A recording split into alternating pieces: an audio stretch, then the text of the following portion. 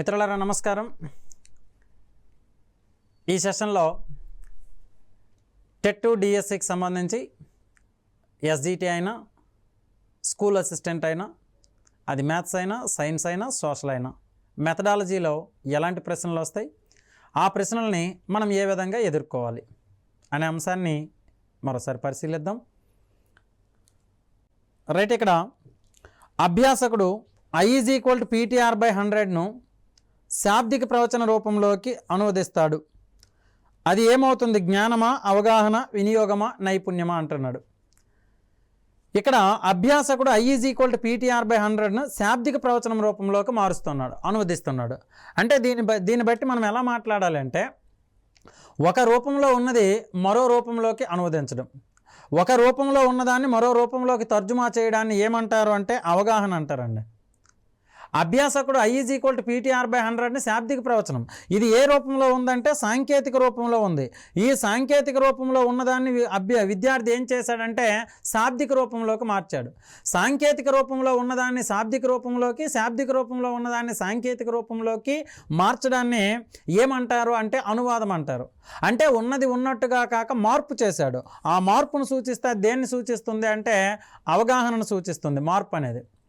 ఇక ప్రాజెక్టులను ఉత్పత్తిదారుల రకం, వినియోగదారుల రకం, సమస్య రకం, తర్ఫీదు రకం అన్న 4 విధాలుగా సూచించిన విద్యావేత్త. ఆల్రెడీ మనం మాట్లాడుకుంటున్నాం. ప్రాజెక్టు అంటే విద్యార్థి సహజ వాతావరణంలో అన్వేషించి, పరిశోధించి, అవసరమైన సమాచారాన్ని సేకరించి ఒక అంశం పట్ల అవగాహనకి రావడం, అది ప్రాజెక్టు, సహజ వాతావరణం. మరి ఈ ప్రాజెక్టుని కిల్పాట్రిక్ అనే విద్యావేత్త ప్రకారము ప్రాజెక్టులు అనేవి కిల్పాట్రిక్ అనే విద్యావేత్త ప్రకారము 4 రకాలు. ఏంటా 4 రకాలు అంటే నిర్మాణాత్మక ప్రకల్పనలు, ఆనందదాయక ప్రకల్పనలు, ప్రజ్ఞా ప్రకల్పనలు, జీవితోపయోగ ప్రకల్పనలు. జీవితోపయోగ ప్రకల్పనలు. ఈ నిర్మాణాత్మక ప్రకల్పనలకే మరో పేరు ఏంటి అంటే, నిర్మాణాత్మక ప్రకల్పనని ఉత్పత్తిదారుల రకం ప్రకల్పన అంటారు, ఆనందదాయక ప్రకల్పనని వినియోగదారుల రకం ప్రకల్పన అంటారు, ప్రజ్ఞా ప్రకల్పనని సమస్య రకం ప్రకల్పన అంటారు, జీవితోపయోగ ప్రకల్పనని ఏమంటారు? జీవితోపయోగ ప్రకల్పనని శిక్షణ రకం ప్రకల్పన లేదా తర్ఫీదు రకం ప్రకల్పన అంటారండి. సో ప్రాజెక్టులను ఉత్పత్తిదారులు, వినియోగదారులు, సమస్య రకం, తర్ఫీదు రకం ప్రకల్పనలు అని ఎవరు వర్గీకరించారు అంటే కిల్పాట్రిక్ వర్గీకరించాడు. ఇక స్టీవెన్సన్ ప్రకారం కూడా 2 రకాలు ఉంటాయండి. అవి భౌతిక ప్రకల్పన, మేధో సంపత్తి ప్రకల్పన. కానీ ఈ 4 రకాలుగా ఎవరు వర్గీకరించారు అంటే కిల్పాట్రిక్ వర్గీకరించాడు. సాంప్రదాయిక ఉపకరణాల స్థానంలో వెల తక్కువ, వెలలేని ఉపకరణాలను ఉపయోగించి బోధనను వాస్తవికతకు దగ్గరగా మలచాలని సూచించింది. వెలలేని, వెల తక్కువ, లో కాస్ట్ అండ్ నో కాస్ట్ ఉపకరణాలను మాత్రమే ఉపయోగించండి బోధనలో అని ఎవరు చెప్పారు అంటే NPE 86, national policy on education 86. క్రింది వాటిలో సాంఘిక శాస్త్ర ఆశయానికి సంబంధించి సరికానిది ఉత్తమ పౌరుడిగా తీర్చిదిద్దడం సాంఘిక శాస్త్రమే చేస్తుంది, విశ్వశాంతిని నెలకొల్పడం సాంఘిక శాస్త్రమే చేస్తుంది, విద్యార్థిని సత్పౌరులుగా, మంచి పౌరులుగా తయారు చేయడం కూడా సాంఘిక శాస్త్రమే చేస్తుంది. కానీ తార్కిక ఆలోచనలు పెంపొందించడం అనేది సైన్స్కి, మ్యాథ్స్కి సంబంధించి ఇది సరికానిదిగా మనం చెప్పుకోవాలి. ఇక మంచి పాఠ్య పథకానికి ఉండవలసిన లక్షణాలలో ఒకటి కానిది, మంచి పాఠ్య పథకానికి ఉండాల్సిన లక్షణాల్లో ఒకటి కానిది అన్నాడు. పాఠ్యపథకంలో కానిది, బోధనా లక్ష్యాలను స్పష్టంగా పేర్కొనాలి, ఇది సరైనదే.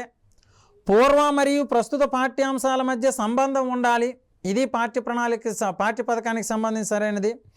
ఉపాధ్యాయుడు తన ఆసక్తి ప్రకారము పద్ధతులను ఎంపిక చేయవచ్చు, ఇది సరైనది కాదండి. ఉపాధ్యాయుడు తన ఆసక్తి ప్రకారము కాదు, విద్యార్థి యొక్క అవసరాలకు అనుగుణంగా, అభిరుచులకు అనుగుణంగా విద్యార్థి బోధనాభ్యసన ప్రక్రియలో చురుకుగా పాల్గొనేటట్టు బోధించాలి. పాఠ్యాంశాన్ని బోధించటకు అనువైన కృత్యాలు, బోధనా సామగ్రి పేర్కొనాలి, ఇది కూడా సరైనది. కానీ ఇది ఒక్కటే సరైనది కాదు పాఠ్య పథకానికి సంబంధించి. ఇక క్రింది వాటిలో సాదృశ్య రకం ప్రశ్న. సాదృశ్యం అంటే ఎనాలజీ టైప్ అండి. ఎనాలజీ టైప్ అంటారు. సాదృశ్య రకపు ప్రశ్న, ఇదిగో ఇక్కడ 4 రకాల ప్రశ్నలు ఉన్నాయి, ఇది సాదృశ్యం రకం ప్రశ్నలు ఏవి అని అడుగుతున్నాడు. ఇక్కడ మనకి ముఖ్యంగా లఘు ప్రశ్నలకు సంబంధించి 4 రకాలు ఉన్నాయండి. అందులో ప్రశ్నల రూపము, పూరకాలు, సంసర్గము, సాదృశ్యము అంటాడు. సాదృశ్యము ఇది. ప్రశ్నల రూపము అంటే వన్ వర్డ్ ఆన్సర్, పూరకాలు అంటే ఫిల్ ఇన్ ద బ్లాంక్స్, ఇది క్వశ్చన్ ఫామ్, ఇది కాంప్లీషన్ ఫామ్. ఇక సంసర్గము, సంసర్గం అంటే ఒక ఉమ్మడి ధర్మాన్ని కానీ ఉమ్మడి సంబంధాన్ని కానీ అనుసరించి బోధించే ప్రశ్నలు సంసర్గం ప్రశ్నలు. సాదృశ్యం అంటే ఇప్పుడు మనకు కావాల్సింది సాదృశ్యం. ఇది ఎలా ఉంటుంది అంటేనండి, మనకు రీజనింగ్ క్వశ్చన్స్ కొన్ని ఉంటాయి. ఆర్ఆర్బీ కానీ బ్యాంకింగ్స్ కానీ కానిస్టేబుల్ కానీ ఎస్ఐ కానీ రాసినప్పుడు రీజనింగ్స్ ఉంటాయి. ఆ రీజనింగ్లో ఉండేవన్నీ కూడా సాదృశ్యం అండి. ఎలా ఉంటాయంటే, ఒక వరుసగా 3 పదాలు ఇవ్వబడతాయి, 4వ పదం ఖాళీ ఉంటుంది. మొదటి 2 పదాల మధ్య సంబంధంతో 4వ పదాన్ని పూరించాలి. వినండి గట్టిగా. వరుసగా 3 పదాలు ఉంటాయి, 4వ పదం ఖాళీ ఇస్తాడు. అప్పుడు విద్యార్థి ఏం చేయాలంటే మొదటి 2 పదాల మధ్య సంబంధంతో 4వ పదాన్ని పూరించాలి.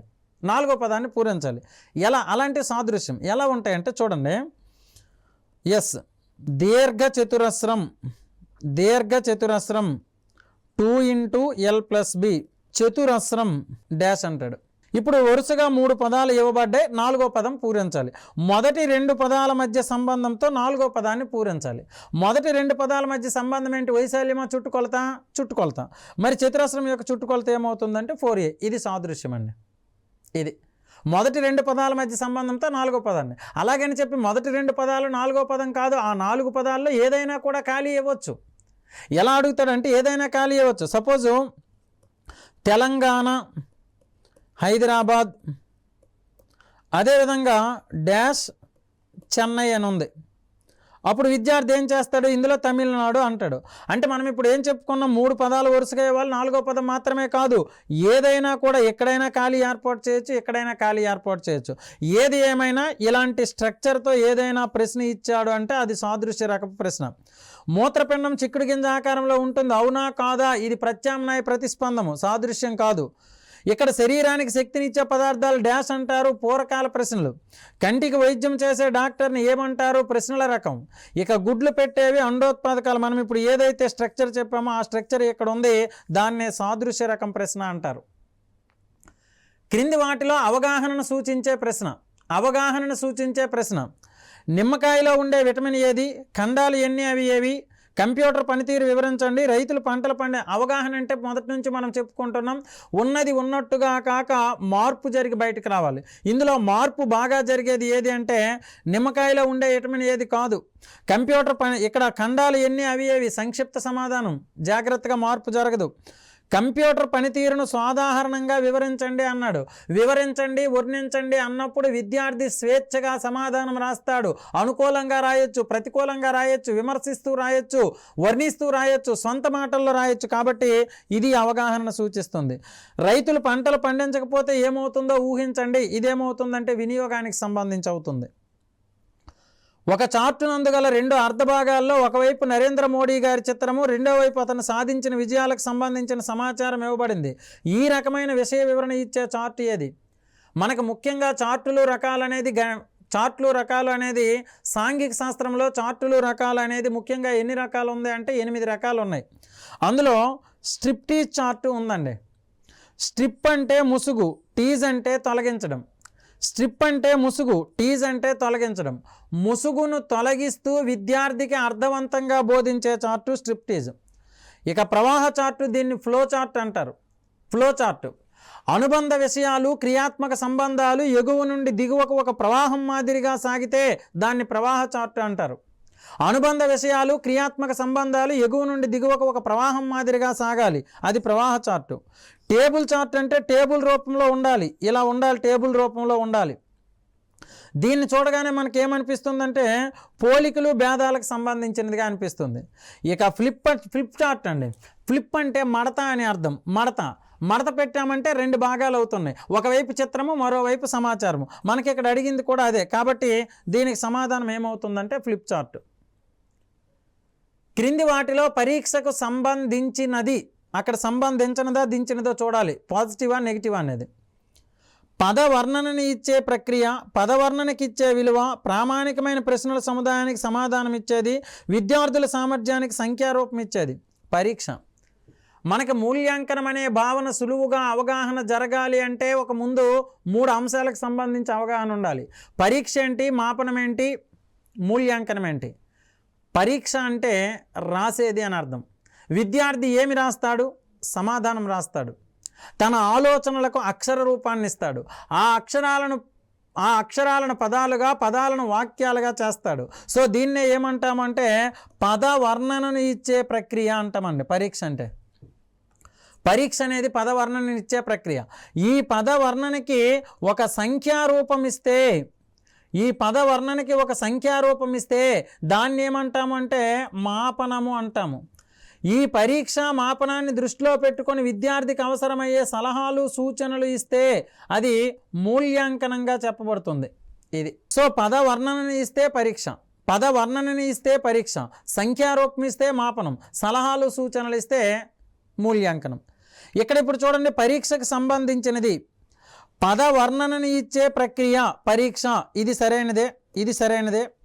పద వర్ణనకి ఇచ్చే విలువ ఏ రూపంలో ఉంటుందంటే సంఖ్యారూపం, అప్పుడు మాపనం అవుతుంది. ఇది పరీక్షకు సంబంధించి కాదు.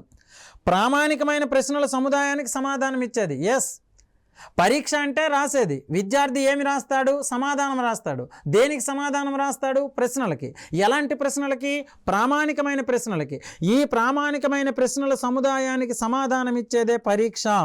విద్యార్థుల సామర్థ్యానికి సంఖ్యారూపం ఇచ్చేది మళ్ళీ మాపనం. కాబట్టి ఏ, సి అనేవి దీనికి సరైనవిగా చెప్పబడతాయి.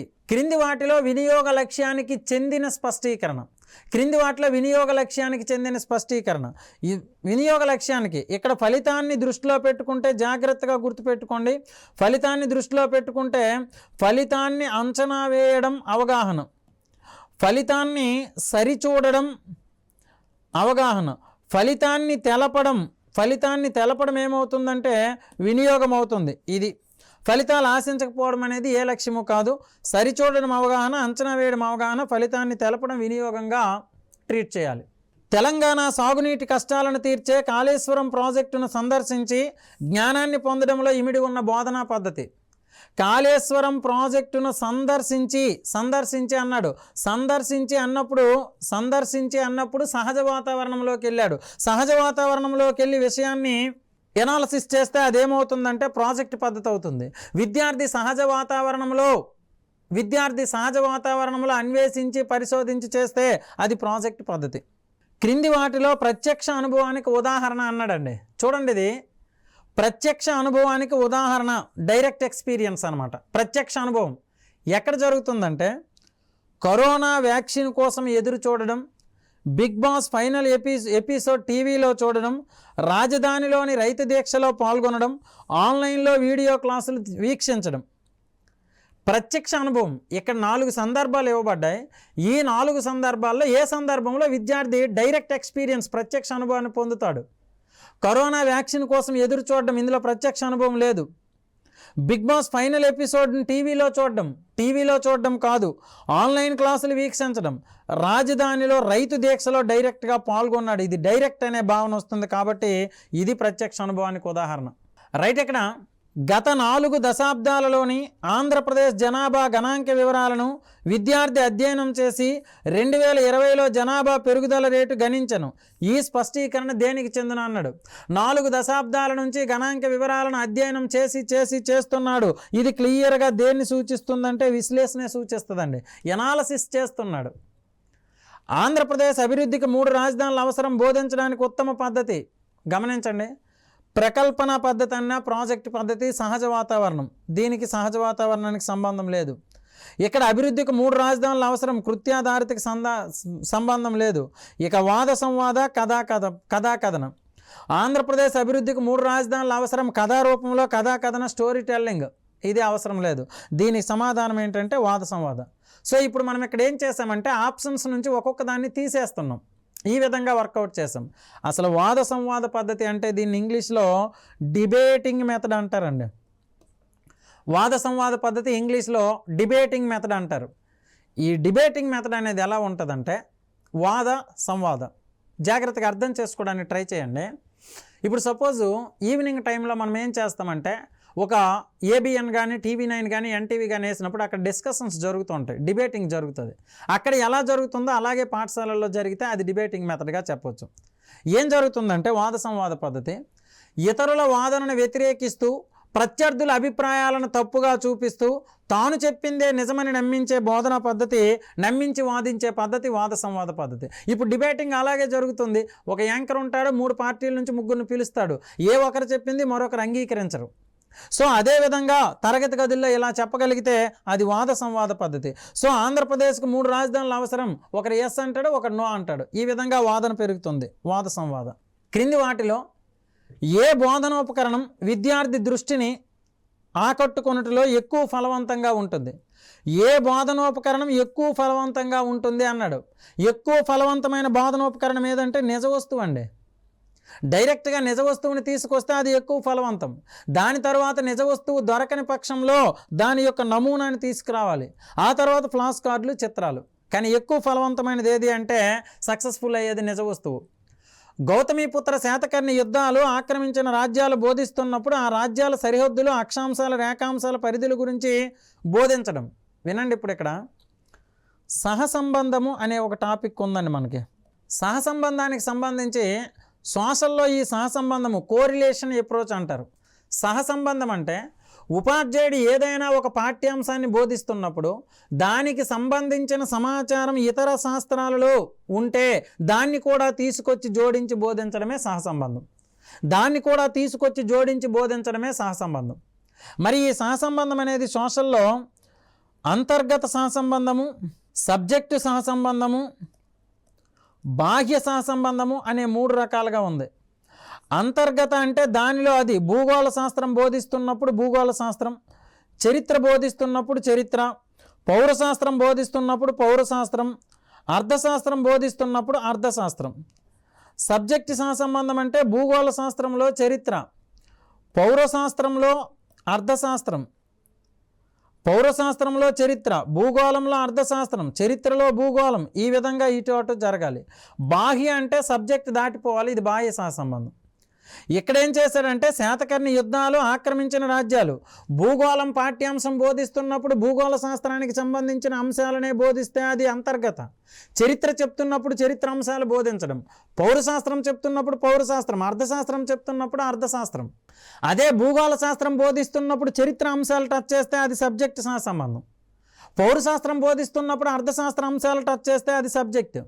ఇప్పుడు ఇక్కడ ఏం జరిగింది చూడండి. గౌతమిపుత్ర శాతకర్ణి యుద్ధాలు ఆక్రమించిన రాజ్యాలు బోధిస్తున్నప్పుడు సరిహద్దులు, అక్షాంశం. ఈ శాతకర్ణి చేసిన యుద్ధాలు ఆక్రమించిన రాజ్యాలు చరిత్రకు సంబంధించిన అంశాలు. ఆ సరిహద్దులు, అక్షాంశాలు, రేఖాంశాలు భూగోళ శాస్త్రానికి సంబంధించినవి. సో చరిత్ర బోధిస్తున్నప్పుడు భూగోళ శాస్త్ర అంశాలను అనుసరిస్తే అది సబ్జెక్ట్ సహసంబంధం. కరికులం అనే పదం దీని నుండి వచ్చింది అన్నాడు. కరికులం అనే ఆంగ్ల పదం, కరికులం అనేది ఆంగ్ల పదం. ఏ పదం నుంచి వచ్చిందంటే లాటిన్లోని కరికులం, కరికులం అనే ఆంగ్ల పదం కరిరే కరే అనే 2 లాటిన్ పదాల నుంచి వచ్చిందండి. కరిరే కరే అంటే అర్థం పరిగెత్తు దారి, పందెపు బాట, ప్రణాళిక, చట్రము అని అర్థం. పరిగెత్తు దారి, పందెపు బాట, ప్రణాళిక, చట్టం. సో కరిరే కరే ఇక్కడ ఎక్కడ ఉన్నాయి చూడండి. ఇది చూడండి జాగ్రత్తగా. ఇలాంటిది ఆల్రెడీ ప్రీవియస్లో వచ్చింది, ఏపీ టెట్లో ఒకసారి ఇచ్చాడండి. కాబట్టి జాగ్రత్త పడాలి. బ్లూ ప్రింట్కి సంబంధించి సరికానిది అన్నాడు. క్రింది వాటిలో బ్లూ ప్రింట్కి సంబంధించి సరికానిది. బ్లూ ప్రింట్ అనే మాట మనకి ఎక్కడ వస్తుందంటే SATని అనుసరించి ప్రశ్నపత్రం తయారు చేసినప్పుడు, స్కోలాస్టిక్ అచీవ్మెంట్ టెస్ట్ ఇది తయారు చేసినాం. ముందు విషయ భారత్తో పట్టిక తయారు చేసుకోవాలి, తర్వాత విద్యా ప్రమాణాల భారత్తో పట్టిక తయారు చేసుకోవాలి, ఆ తర్వాత ప్రశ్నల భారత్తో పట్టిక తయారు చేసుకోవాలి, దాని తర్వాత కఠిన స్థాయి. ఈ 4 పట్టికలు కలిపి ఒక పట్టికలో వేస్తే దాన్ని ఏమంటారు అంటే బ్లూ ప్రింట్ అంటారు. Blue print. ఈ బ్లూ ప్రింట్కి ఇది బ్లూ ప్రింట్. ఈ బ్లూ ప్రింట్కి నిలువు వరుసలో పాఠ్యాంశాలు, అడ్డు వరుసలో విద్యా ప్రమాణాలు ఉంటాయండి. నిలువు వరుసలో పాఠ్యాంశాలు, అడ్డు వరుసలో విద్యా ప్రమాణాలు ఉంటాయి. ఇక్కడ చూడండి బ్లూ ప్రింట్కి సంబంధించి సరికానిది. నిలువు వరుసలో పాఠ్యాంశాలు, అడ్డు వరుసలో ప్రశ్నలు అన్నాడు, బ్రాకెట్ లోపల సమాధానాలు, బ్రాకెట్ వెలుపల మార్కులు.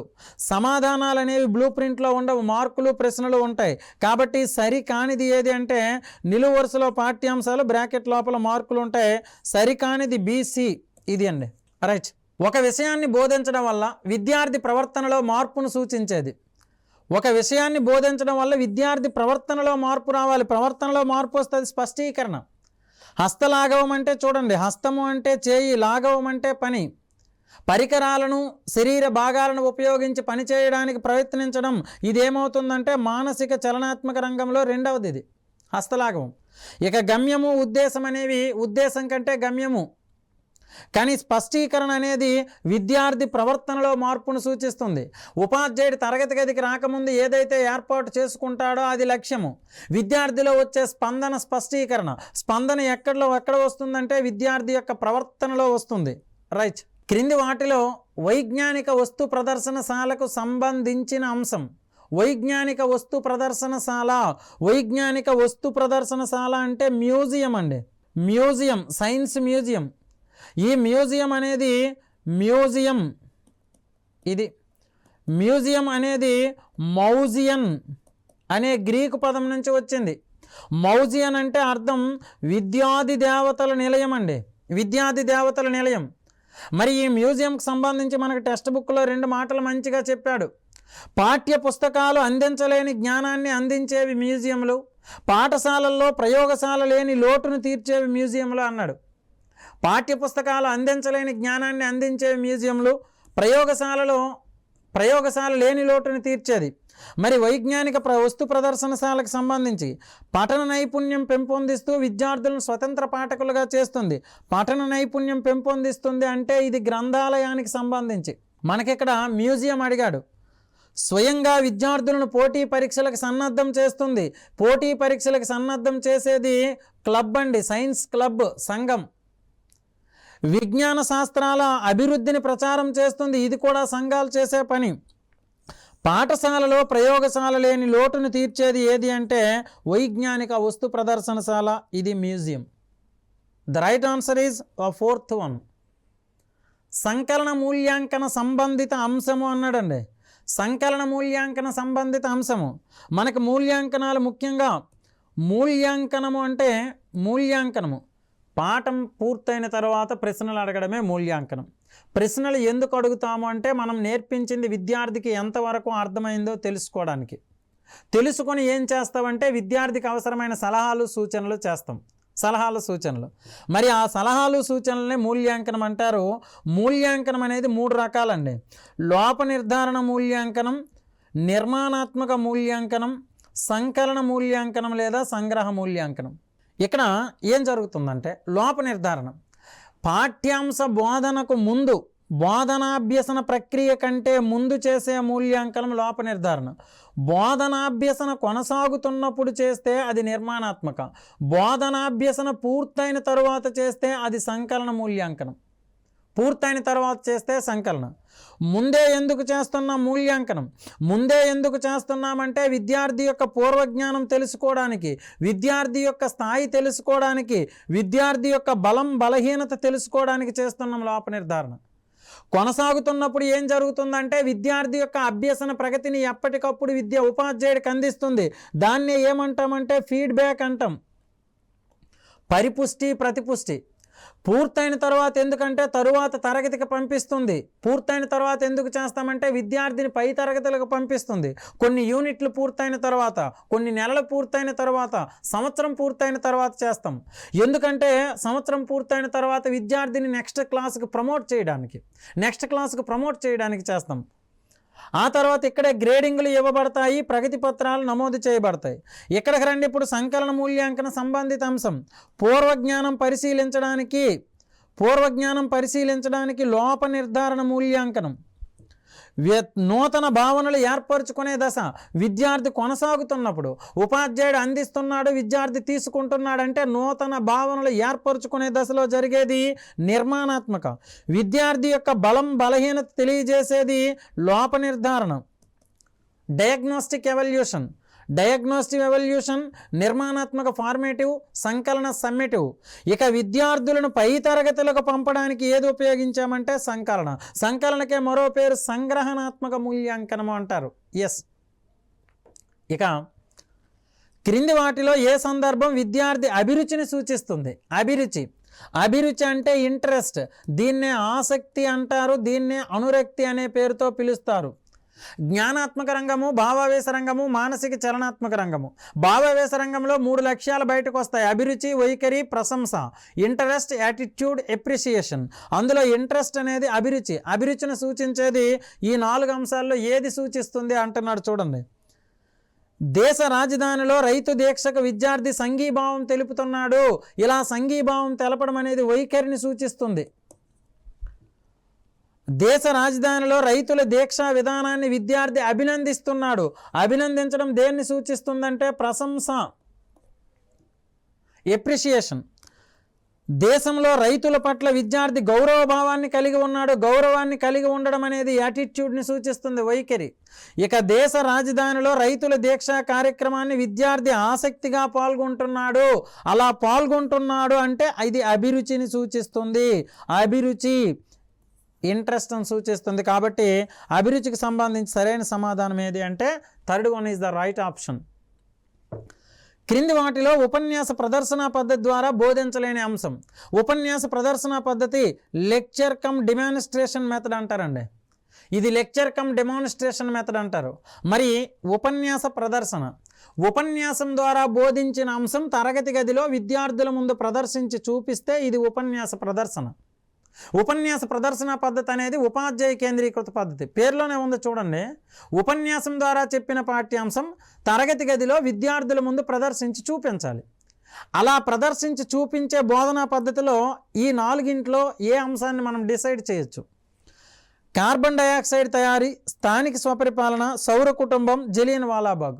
స్థానిక స్వపరిపాలన అనేది తరగతి గదిలో నిరూపించడానికి లేదు. సౌర కుటుంబం, జలియన్ వాలాబాగ్ అనేది ఉందండి. జలియన్ వాలాబాగ్ దురంతాన్ని కూడా చేయడానికి లేదు. ఇక ఉపన్యాస ప్రదర్శన పద్ధతిలో సౌర కుటుంబం పాఠ్యాంశాన్ని కూడా కాకుండా CO2 తయారీ, చూడండి, CO2 తయారీ, కార్బన్ డయాక్సైడ్ తయారీ మరియు సౌర కుటుంబం, ఈ రెండింటిని ఉపన్యాస ప్రదర్శన పద్ధతిలో చూడండి.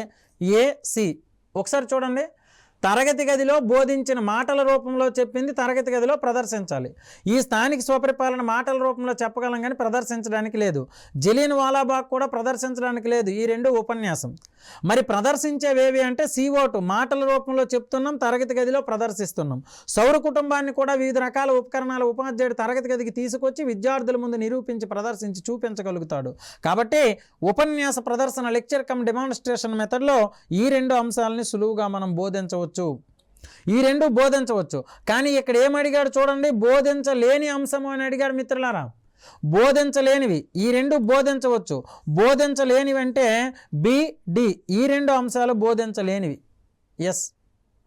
ఇక లాస్ట్ వన్, క్షేత్ర పర్యటనల ద్వారా సేకరించిన శిలాజాలతో విద్యార్థి విజ్ఞాన శాస్త్ర వస్తు ప్రదర్శనశాలను ఏర్పాటు చేశాడు.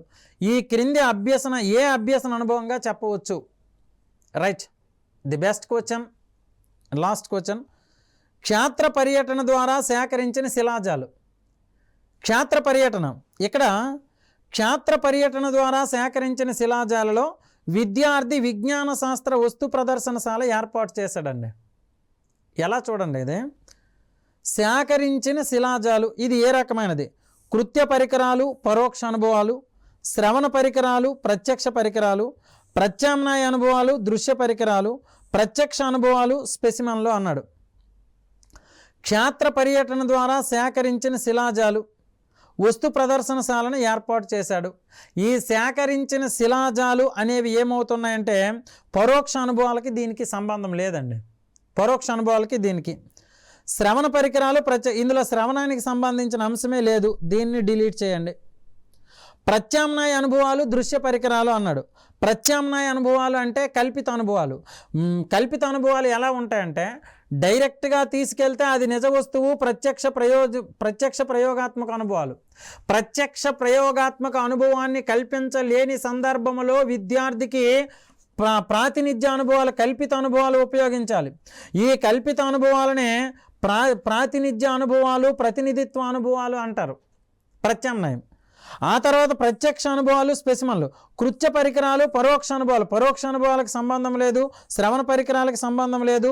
ప్రత్యామ్నాయ అనుభవాలు, దృశ్య పరికరాలు అన్నాడు, దీనికి కాదు. ప్రత్యక్ష అనుభవాలు, స్పెసిమన్లు. శిలాజాలు అనేవి స్పెసిమన్లు, ప్రత్యక్ష అనుభవాలు. విజ్ఞాన శాస్త్ర వస్తు ప్రదర్శనశాల అనేది స్పెసిమన్, డైరెక్ట్గా కాకుండా. కాబట్టి దీనికి సరైన సమాధానం ఏదవుతుందంటే ఇది సరైన సమాధానం అవుతుంది. రైట్ మిత్రులారా, సో ఇంతవరకు మనం తెలంగాణ రాష్ట్రంలో టెట్ కానీ, డిఎస్సి టీచర్ ఎలిజిబిలిటీ టెస్ట్, ఆ తర్వాత డిఎస్సి, ఈ రెండింటిని ఎదుర్కోవడం, అది కూడా మొట్టమొదటిసారి ఆఫ్లైన్ కాకుండా ఆన్లైన్లో ఎదుర్కొంటున్నాం. మరి ఆన్లైన్లో ఏ రకమైన ప్రశ్నలు వస్తాయి, ఆఫ్లైన్లో ఏ రకమైన ప్రశ్నలు వస్తాయి? ఆఫ్లైన్కి వచ్చేసరికి అత్యధికంగా అప్లికేషన్ బిట్ అడిగే అవకాశం ఉంది, కానీ ఆన్లైన్కి వస్తే మాత్రం డైరెక్ట్గా బిట్లు అడుగుతున్నాడు. కాబట్టి ఏ రకంగా రావచ్చు, ఇలా వచ్చినప్పుడు అలా వచ్చినప్పుడు రెండు సందర్భాల్లోనూ మనం ఏ విధంగా దానికి స్పందించాలి అనే విషయాన్ని కొన్ని ప్రశ్నల రూపంలో కొంత సమాచారాన్ని అనాలిసిస్ చేయడం జరిగింది. ఇంకా ఏమైనా ఉంటే మరిన్ని వీడియోస్తో టీసాట్ తరపున మీ ముందుకు రావడానికి ప్రయత్నిస్తాం. Thank you all.